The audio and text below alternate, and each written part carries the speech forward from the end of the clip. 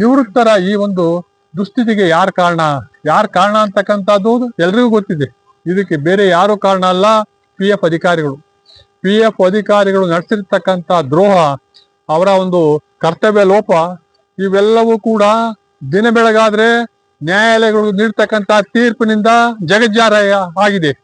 ನಮ್ಮ ರಾಜ್ಯ ಉಚ್ಚ ನ್ಯಾಯಾಲಯ, ಜಾರ್ಖಂಡ್ ಉಚ್ಚ ನ್ಯಾಯಾಲಯ, ಮತ್ತೆ ಮಧುರೈ ಉಚ್ಚ ನ್ಯಾಯಾಲಯ, ಕೇರಳ ಉಚ್ಚ ನ್ಯಾಯಾಲಯ, ಮತ್ತೆ ಪಂಜಾಬ್, ಹರಿಯಾಣ, ಹೀಗೆ ದೇಶಾದ್ಯಂತ ಸುಮಾರು 8 ರಾಜ್ಯ ಉಚ್ಚ ನ್ಯಾಯಾಲಯಗಳು ಪಿ ಎಫ್ ಅಧಿಕಾರಿಗಳು ಹೊರಡಿಸಿರ್ತಕ್ಕಂಥ ಜಂಟಿ ಆಯ್ಕೆ ಪತ್ರವನ್ನು ರದ್ದುಪಡಿಸಿ ಹೈಯರ್ ಪೆನ್ಷನ್ ಕೊಡ್ಬೇಕು ಅಂತ ಹೇಳಿ ಆದೇಶ ಕೊಟ್ಟಿರೋದನ್ನ ನಾವೀಗಾಗಲೇ ತಮ್ಮ ಗಮನಕ್ಕೂ ಕೂಡ ತಂದಿದ್ದೀನಿ, ಮತ್ತೆ ಸರ್ಕಾರಕ್ಕೂ ಕೂಡ ಕಳಿಸ್ಕೊಟ್ಟಿದ್ದೇವೆ. ಇವೆಲ್ಲವೂ ಕೂಡ ವಾಸ್ತವ. ಇಷ್ಟಾದ್ರೂ ಕೂಡ ಯಾಕೆ ಮಾಡ್ತಾ ಇಲ್ಲ ಅಂದ್ರೆ ಅಧಿಕಾರಿಗಳು ನಡೆಸಿರ್ತಕ್ಕಂಥ ದ್ರೋಹ ಒಂದಲ್ಲ ಎರಡಲ್ಲ. P F trust rules apply ಆಗಲ್ಲ ಅಂತ ಹೇಳ್ತಾರೆ, ಅಪ್ಲೈ ಆಗುತ್ತೆ ಅಂತ ಹೇಳ್ತಾರೆ. ಆದ್ರೆ ಹೈಕೋರ್ಟ್ ಹೇಳಿದ್ರು ಪಿ ಎಫ್ ಟ್ರಸ್ಟ್ ರೂಲ್ಸ್ ಇದಕ್ಕೂ ಯಾವುದೇ ಸಂಬಂಧ ಇಲ್ಲ. EPS ಕಾಯ್ದೆ 95 ಅತ್ಯಂತ ಮಹತ್ವದ ಕಾಯ್ದೆ. ಆ ಕಾಯ್ದೆ ಪ್ರಕಾರ ಇವರು ಪಿಂಚಣಿ ಕೊಡಬೇಕು ಅಂತ ಹೇಳಿ ಆದೇಶ ನೀಡಿದ್ದಾರೆ. ಮತ್ತೆ ಈ ಒಂದು ಪ್ರೋರೇಟಾ ಕ್ಯಾಲ್ಕುಲೇಷನ್ ಅಂತಾರೆ, ಹಲವಾರು ನ್ಯೂನ್ಯತೆಗಳನ್ನ ಅಧಿಕಾರಿಗಳು ಇವತ್ತು ಎಸಗಿ ನಿವೃತ್ತರಿಗೆ ಈ ರೀತಿಯಾದ ಒಂದು ಸಂಕಷ್ಟವನ್ನ ತಂದಿಟ್ಟಿದ್ದಾರೆ ಸ್ನೇಹಿತರೆ. ಆದ್ರೆ ಒಂದು ಅಂಶಗಳನ್ನ ನಾನು ಇವತ್ತು ವ್ಯಕ್ತಪಡಿಸ್ತಾ ಇದ್ದೀನಿ. ರಾಷ್ಟ್ರೀಯ ಮಟ್ಟದಲ್ಲಿ ಹಲವಾರು ಸಂಘಟನೆಗಳು ಹೋರಾಟ ಮಾಡ್ತಾ ಇದ್ದಾವೆ. BMS ಸಂಘಟನೆ 17ನೇ ತಾರೀಕು ಭಾರತದಾದ್ಯಂತ ಪ್ರತಿಭಟನೆ ಮಾಡಲಿಕ್ಕೆ ಕರೆ ಕೊಟ್ಟಿದ್ದಾರೆ. ಹಲವಾರು ಸಮಸ್ಯೆಗಳನ್ನ ದೇಶದ ಮುಂದಿಟ್ಟಿದ್ದಾರೆ. ನೌಕರಿಗೆ ಕೊಡ್ತಕ್ಕಂಥ ವೇತನ, ಪಿಂಚಣಿ, ಮತ್ತೆ ಅವರ ಒಂದು ಆರ್ಥಿಕ ಭದ್ರತೆ ಬಗ್ಗೆ ಕೂಡ BMS ಸಂಘಟನೆ 17ನೇ ತಾರೀಕು ದೇಶಾದ್ಯಂತ ಪ್ರತಿಭಟನೆ ಮಾಡ್ತೀವಿ ಅಂತಕ್ಕಂಥ ಮಾತನ್ನ ಹೇಳಿದ್ದಾರೆ. ಇವೆಲ್ಲವೂ ಕೂಡ ವಾಸ್ತವ. ಇಷ್ಟೆಲ್ಲ ನಡೀತಾ ಇದ್ರು ಕೂಡ ಈ ಒಂದು ಸರ್ಕಾರ ಮತ್ತೆ ಅಧಿಕಾರಿಗಳು ಯಾಕೆ ನಿಗಾ ವಹಿಸ್ತಾ ಇಲ್ಲ? ಇವೆಲ್ಲವೂ ಕೂಡ ಯಕ್ಷ ಪ್ರಶ್ನೆಯಾಗಿ ಉಳಿತಾ ಇದೆ. ಆದ್ರೆ ಇದರ ಪರಿಣಾಮ ಮುಂದಿನ ದಿನಗಳಲ್ಲಿ ನಾವು ತೋರಿಸ್ತೀವಿ. ಮುಂದಿನ ದಿನಗಳಲ್ಲಿ ಯಾಕೆ ಅಂತ ಅಂದ್ರೆ ಅಧಿಕಾರ ಶಾಶ್ವತ ಅಲ್ಲ. ಯಾವುದೇ ಅಧಿಕಾರ ಅದು ಅವ್ರೇನಾದ್ರು ತಿಳ್ಕೊಂಡಿದ್ರೆ ನಾವು ಹಿಂಗೆ ಇರ್ತೀವಿ ಅಂತೇಳಿ ಅದು ತಪ್ಪು ಭಾವನೆ. ಅಧಿಕಾರ ಯಾವತ್ತಿಗೂ ಉಳಿಯಲ್ಲ. ಆದ್ರೆ ಉಳಿಯೋದು ಅವ್ರು ಮಾಡಿರ್ತಕ್ಕಂಥ ಕೆಲಸ, ಅವರ ಸೇವೆ, ಅವರ ಒಂದು ಜನಸೇವೆ ಏನಿದೆ ಅದು ಮಾತ್ರ ಉಳಿಯುತ್ತೆ ಹೊರತು ಇದ್ಯಾವುದು ಉಳಿಯಲ್ಲ. ಆದ್ರೆ ಒಂದು ಮಾತಂತೂ ಹೇಳ್ತೇನೆ ನಾನು, ಈ ಒಂದು ರಾಜ್ಯ ಉಚ್ಚ ನ್ಯಾಯಾಲಯಗಳು, ಹಲವಾರು ಉಚ್ಚ ನ್ಯಾಯಾಲಯಗಳು ನೀಡಿರ್ತಕ್ಕಂಥ ತೀರ್ಪು ಇಂದಲ್ಲ ನಾಳೆ ನಮಗೆ ಅನುಕೂಲಕರವಾಗುತ್ತೆ.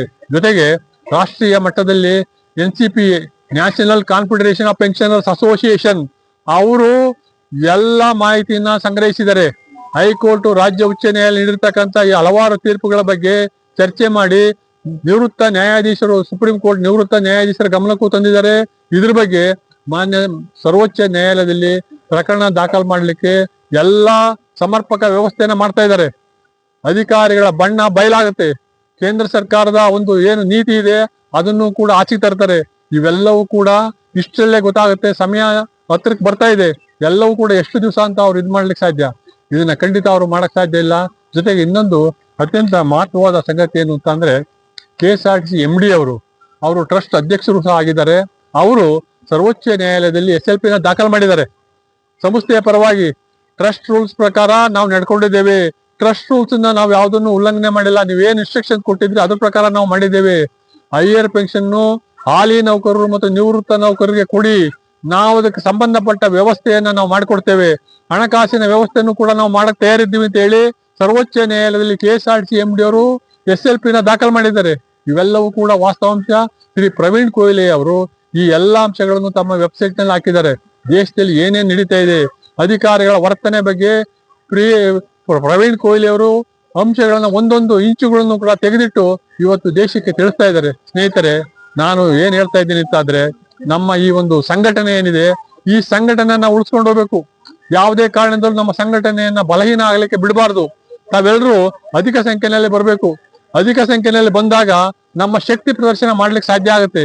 ಆದ್ರೆ ಶಕ್ತಿ ಮುಂದೆ, ಜನಶಕ್ತಿಯ ಮುಂದೆ ಯಾವುದೇ ಒಂದು ಶಕ್ತಿ ನಿಲ್ಲಕ್ಕೆ ಸಾಧ್ಯ ಇಲ್ಲ. ನಿಮಗೆ ಮೊನ್ನೆ ದೆಹಲಿಯಲ್ಲಿ ನಡೆದಿರ್ತಕ್ಕಂಥ ಒಂದು ಪ್ರತಿಭಟನಾ ಸಭೆನ ನೀವು ನೋಡಿದ್ದೀರಾ. ಎಷ್ಟು ಸುಮಾರು ಲಕ್ಷಾಂತರ ಜನ, ಏನು ವಿದ್ಯಾರ್ಥಿಗಳು, ಕಾರ್ಮಿಕರು ಎಲ್ಲರೂ ಕೂಡ ಸೇರಿದ್ರು. ಆ ಒಂದು ಪ್ರತಿಭಟನಾ ಸಭೆ ಇಡೀ ದೇಶಾದ್ಯಂತ ಒಂದು ಸುದ್ದಿ ಆಯ್ತು. ಅಂತ ಒಂದು ಪ್ರತಿಭಟನೆ ಮಾಡ್ಲಿಕ್ಕೆ ನಾವೆಲ್ಲರೂ ಸಿದ್ಧರಾಗಬೇಕು. ಇದು ಕೇವಲ ಹೆಚ್ಚು ದಿವಸ ಇಲ್ಲ ಸ್ನೇಹಿತರೆ. ಪಾರ್ಲಿಮೆಂಟ್ ಅಧಿವೇಶನ ಮುಗಿದ ಮೇಲೆ ನಮ್ಮ ಒಂದು ಕಾರ್ಯಕ್ರಮವನ್ನು ರೂಪಿಸ್ತೀವಿ. ನಮ್ಮ ಹೋರಾಟವನ್ನ ನಾವು ಮುಂದುವರಿಸ್ತೀವಿ. ಆ ದೃಷ್ಟಿಯಿಂದ ಸ್ನೇಹಿತರೆ, ತಾವ್ಯಾರು ಕೂಡ ಅಂಜಬೇಕಾಗಿಲ್ಲ. ಇಷ್ಟು ಮಾತುಗಳನ್ನ ಹೇಳಲಿಕ್ಕೆ ಅವಕಾಶ ಕೊಟ್ಟ ತಮ್ಮೆಲ್ಲರಿಗೂ ಧನ್ಯವಾದ ಹೇಳ್ತಾ ನಾನು ಕೊನೆಯಲ್ಲಿ 2-3 ಅಂಶಗಳ ಬಗ್ಗೆ ಮಾತನಾಡ್ತೀನಿ ಸ್ನೇಹಿತರು.